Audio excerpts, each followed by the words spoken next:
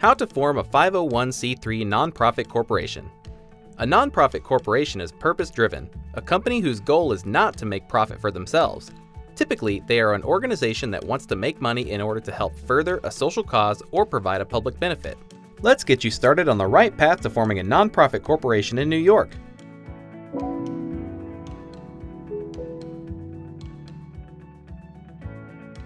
If you're not sure what a nonprofit is, check out our other video, What is a Nonprofit?, linked below. How do you form a nonprofit corporation? There are two ways. You can do it yourself, or you can hire a service to do it for you. Let's take a look at both options and help you decide how to go about forming your own nonprofit corporation. Option 1. Do it yourself. If you want to save money, you can form a nonprofit corporation on your own. Let's take a look at the steps to forming a nonprofit corporation on your own. 1. Choose and secure your nonprofit's name. The name you select for your nonprofit will establish its brand. It's the first thing most people will learn about your organization. It's important to pick a name that both aligns with your mission and follows the rules of naming guidelines in New York. You'll need to check New York's specific naming requirements, but in general, follow these rules when choosing a name. The name you pick for your organization should not include any words or terms that could be considered grossly offensive or misleading. The name must be distinct from that of any other corporation in New York. For more information on what makes a name distinct, check out our other video, How to Name Your Business in New York, linked below. Once you have a name selected, do a name search to make sure it's available in New York. After doing a New York name search, you'll want to do a domain search to see if your name is available as a URL.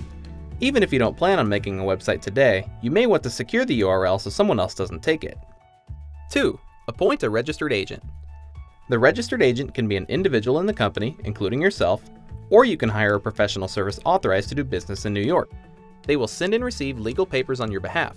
These documents include official correspondence, like legal summons and document filings, which your registered agent will receive and forward to you.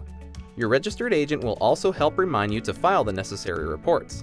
Failure to properly maintain your nonprofit can result in fines and dissolution, so this assistance is valuable. 3. Choose your organization type. Before moving forward, New York-based nonprofits need to determine what type of corporate structure they will have. Choose from the following. Religious corporation. There are separate rules and regulations that apply to religious corporations operating in the state of New York. To learn more about the requirements to start a religious corporation in New York, access the Consolidated Laws of New York. Non-religious corporation. If your nonprofit's purpose is related to any of the definitions found in Section 404, you must obtain approval from the appropriate governing body. This approval must accompany your Certificate of Incorporation application. You can find Section 404 linked below. If your nonprofit does not fall into one of these categories, you are not required to submit approval letters along with your Certificate of Incorporation. 4. Select directors and officers. Your nonprofit corporation will be made up of some number of directors and officers. The directors of a nonprofit are responsible for overseeing the operations of the organization. Together, they form the board of directors. The power and influence of the directors over the organization comes from them as a board. The directors themselves do not have any authority as individuals. The board typically creates the policies that govern the nonprofit. They also oversee management-level hiring, such as the company officers. The officers of a nonprofit, such as the president or secretary, are individuals with responsibilities and the authority to execute based on their job description. Together, the officers on the board will come together to make up the organizational structure of your nonprofit. An officer may also be on the board of directors and serve both roles if allowed to do so by the organizational bylaws, which we will discuss later.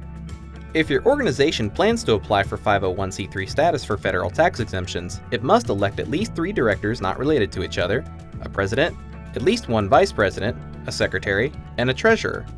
5. File the Certificate of Incorporation. To form a nonprofit corporation, you will need to file official papers with New York. In New York, this is called the Certificate of Incorporation. Some possible information in the Certificate of Incorporation you may have to include is corporate name, purpose, county location, directors, registered agent and registered office, tax exemption provisions, and incorporator. For more information on the sections of New York's Certificate of Incorporation, check out our page linked below. 6. Operating procedures and housekeeping.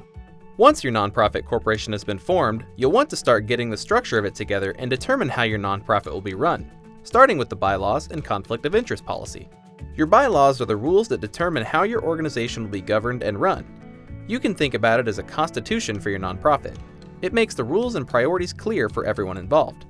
In your bylaws, be sure to include how the nonprofit will be governed, the roles of directors and officers, how meetings are held, voting procedures, electing officers or directors, how records will be kept and managed, how disputes will be handled, and how bylaws will be added and amended in the future.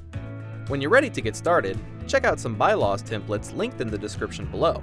The conflict of interest policy are the rules set to ensure that decisions being made for the nonprofit are based on what is best for the organization and not being motivated by what is best for individuals. You'll want to make sure you have a draft of both the bylaws and conflict of interest policy before your organizational meeting. We have templates of both bylaws and conflict of interest policy linked in the description below. An organizational meeting is the first official meeting of your nonprofit. Some of the things that are discussed in a typical organizational meeting are taking attendance to show you have a quorum, appointing temporary officers and chairmen, adoption of bylaws, and adoption of conflict of interest policy. It's important to record minutes of the meeting and have it signed by all attending directors. We have some corporate minutes templates linked below to help you get the ball rolling. After your nonprofit has been formed, you'll need to apply for an EIN or employment identification number. An EIN is like a social security number for your nonprofit and is used for things like filing for 501c3 status, opening a bank account, applying for tax-exempt status, and submitting tax returns. For more information on EINs, check out our other video linked below. You will need to register for all applicable tax accounts with the State of New York and the City of New York if you'll be conducting business there. Read the state's tax guidance for new businesses linked below, and file for the appropriate state and/or city accounts. 7. Apply for 501c3 status, federal tax exemption. What is federal tax exempt status and why do you want it? When a corporation generates income, that corporation has to pay a federal income tax. As a nonprofit, your goal is to generate income that is used to help further a cause, rather than fill the pockets of the company employees. Because of this, the federal government allows that nonprofits' income not be taxed so that more of the money can go towards the cause that the nonprofit is supporting.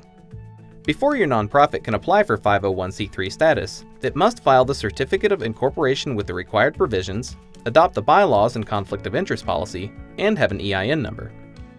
In order to file for tax-exempt status, most organizations will need to file Form 1023 online or by mail and pay a fee of $600.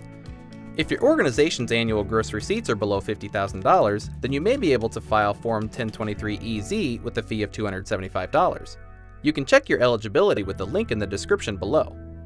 Once you've received your 501c3 determination letter from the IRS, you can file for corporate franchise tax exemption using Form CT-247. Option 2. The second way to form a nonprofit is to hire a professional service to create your nonprofit for you. Hiring a professional service to file your forms and act as your registered agent for the nonprofit will cost you an additional $50 to $150. This fee only covers formation of a nonprofit corporation. If you wish for the professional service to file for 501c3 status, the cost may go up to as much as $1,700 plus filing fees. However, there are several benefits to working with a pro. A hired registered agent helps with getting your reports filed on time, helps you stay organized by keeping your business mail separate, and is available at all regular business hours to accept official mail and legal papers on your nonprofit's behalf. If you want to form an organization or company in New York with the purpose being to help a cause rather than make a personal profit, a nonprofit corporation is the best way to do that. Now you know all the steps to form a nonprofit in New York. For a more detailed guide, visit our site at startupsavant.com. Give the video a like if you found it useful, and subscribe if you'd like to see more. If you have questions or encounter any roadblocks, leave a comment below. Good luck in starting your nonprofit.